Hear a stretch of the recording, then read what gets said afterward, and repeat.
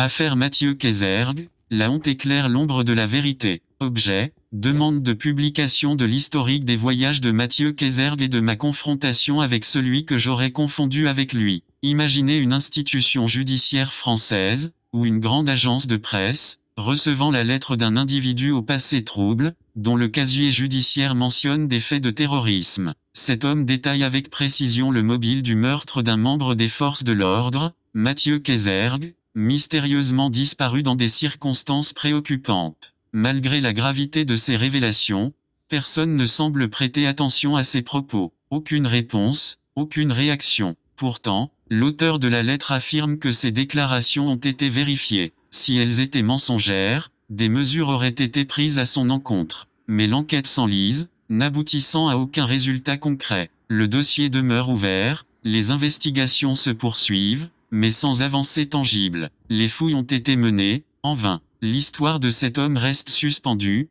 perdue dans le silence de la justice. Comment dénicher les mots qui transcendent les apparences pour révéler la vérité, sans laisser place aux préjugés? Dans une enquête pour meurtre, qui décide finalement de ce qui constitue une preuve recevable? Est-ce la famille de la victime, guidée par la douleur et l'émotion, ou bien la loi, avec ses règles strictes et ses procédures rigoureuses? Tout a commencé lorsque Cassiana Castelnau, personnalité télévisée locale, a mal interprété la majorité des lettres que je lui avais adressées. Après que je l'ai ignorée, elle a raconté à ses amis gendarmes de la ville de la possession que je la harcelais. Le 17 janvier 2017, avant l'aube, ces gendarmes sont venus m'arrêter à Saint-Denis. Lors de ma mise en cellule, une femme gendarme m'a demandé de me déshabiller devant elle. J'ai refusé. Elle a alors fait appel à un jeune gendarme, moins gradé, pour m'accompagner en cellule. Madame Castelnau semblait croire que son statut de personnalité télévisée la rendait plus spéciale. Ayant mon numéro de téléphone,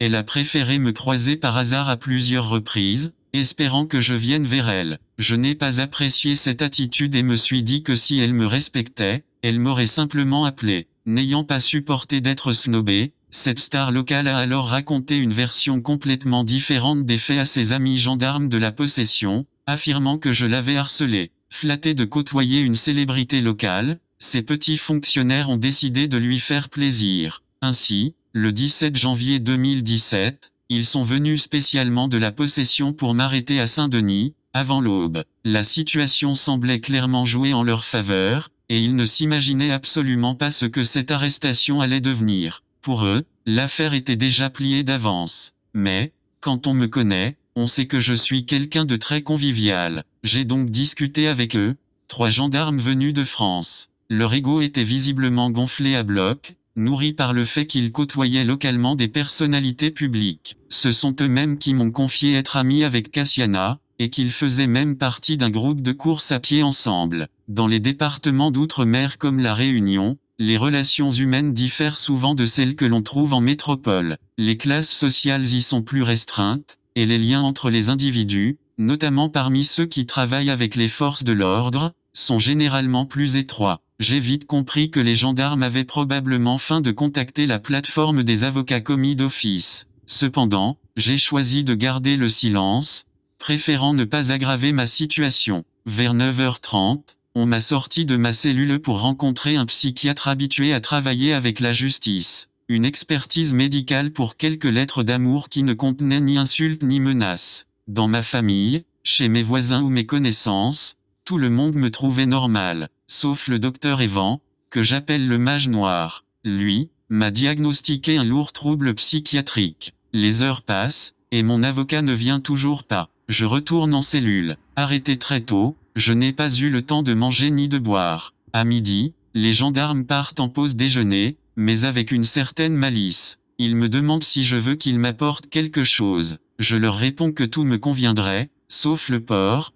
que je ne mange pas. De retour de pause, ils reviennent en affichant des rires hautains. Désolé, il n'y avait que du porc, du coup, on ne t'a rien ramené, me lancent-ils en riant au visage. Pourtant, ils voulaient que je passe l'audition sans avocat. J'ai dit non et suis retourné directement en cellule. Il est presque 16h, ils veulent boucler l'affaire. Mon estomac se serre de faim. Ils me disent que si je passe l'audition, ils me ramèneront gentiment chez moi. En revanche, si je refuse, je resterai en cellule jusqu'à demain, sans rien à manger. J'accepte, et ils me font signer des papiers stipulant que je passe l'audition de ma propre volonté, sans avocat. Juste après, ils m'informent que je serai interné dans un asile psychiatrique. Il ne reste plus qu'à me faire examiner par le psychiatre de l'hôpital local pour confirmer que je suis malade. Mais le psychiatre refuse de s'embrouiller avec son collègue, le docteur Evan, qui m'a diagnostiqué une maladie mentale du jour au lendemain. S'il contredisait ce diagnostic et qu'un problème survenait,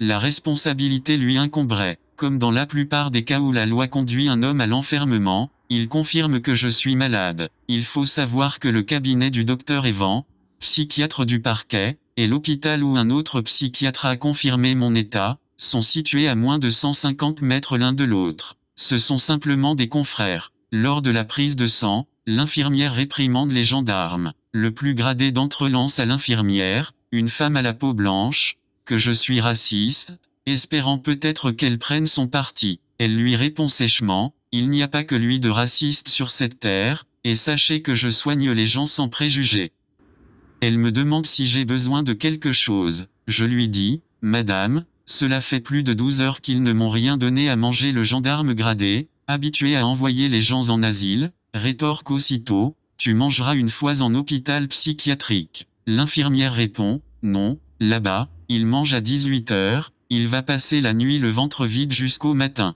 Elle part alors me chercher quelque chose à manger en cuisine. Je mange en tremblant, humilié par les gendarmes. Il faut bien comprendre la mécanique, privation de nourriture, puis, affaibli par la faim et sous pression judiciaire, tu passes devant un psychiatre. De toute façon, je n'ai rien fait qui mette ma vie en danger. Je n'ai pas non plus mis celle d'autrui en péril. Pour quelques lettres d'amour, 3 à 4, me voilà interné en hôpital psychiatrique. Le dossier d'accusation était bien trop mince pour me jeter en prison. À défaut, ils m'ont enfermé en asile, c'était leur véritable objectif. Je suis interné sous escorte des 3 gendarmes. Le plus gradé ne peut s'empêcher de faire le malin. En s'adressant à l'infirmier responsable, il lance, « Salut, comment tu vas? Ça fait longtemps que je ramène des gens ici, hein ?» On peut se tutoyer. L'infirmier en chef se contente de lui serrer la main, fait signer les fiches, et ne lui répond pas. Le ton est glacial. Le 3e jour, un infirmier vient me voir et me donne un conseil que je ne voulais pas entendre. « Monsieur, je vois bien que vous n'êtes pas fou. Ne pensez pas que je cherche à vous nuire, je travaille ici depuis longtemps. Dans quelques jours, le docteur va vous prescrire un traitement médicamenteux. Acceptez de le prendre de votre plein gré, et vous sortirez au bout d'1 mois. Refusez,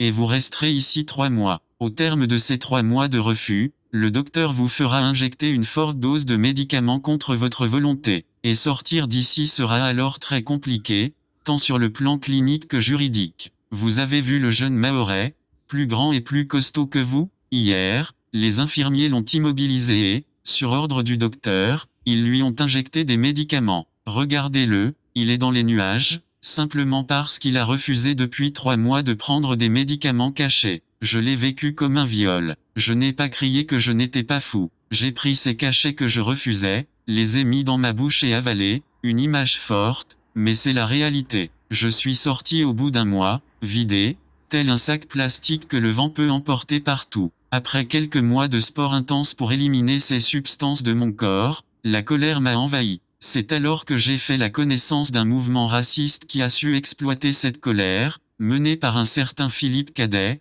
professeur prônant le grand remplacement.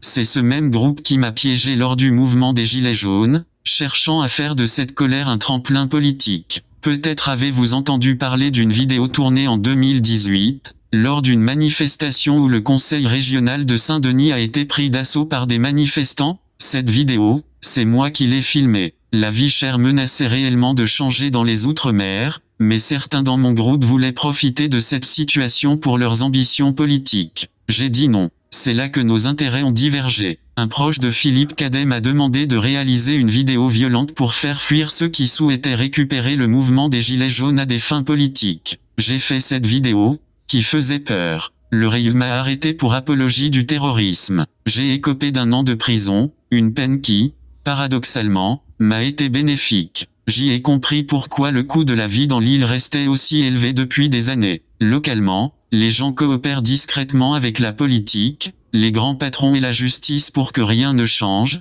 tirant profit de cette situation. Cela ne changera pas de sitôt. De mon entrée en prison à ma sortie, mon groupe m'a renié. Raconter tout cela est nécessaire pour comprendre pourquoi j'ai fait de la prison pour terrorisme. Je suis sorti en 2019, bénéficiant d'une libération